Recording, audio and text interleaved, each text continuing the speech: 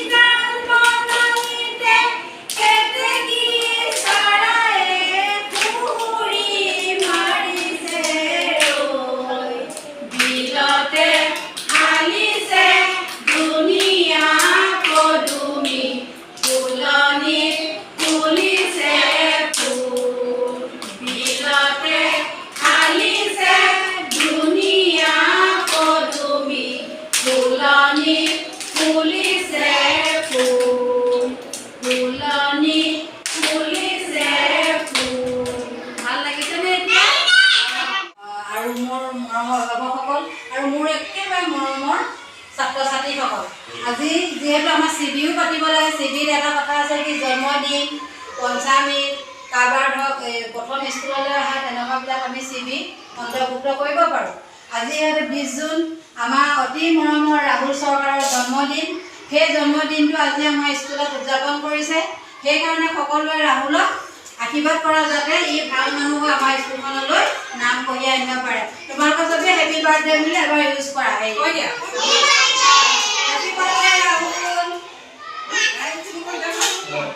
ছাৰক আশীৰ্বাদ মই দিবলৈ কৈছোঁ। ছাৰক মানে তাৰ কাৰণে যি যাতে সদায় ভাল হৈ থাকে ছাৰক সেৱা কৰি দিয়ে।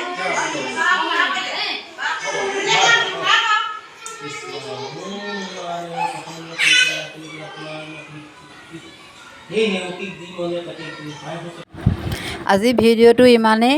যদি মোৰ ভিডিঅ'টো ভাল লাগিলে লাইক আৰু ছাবস্ক্ৰাইব কৰি দিব।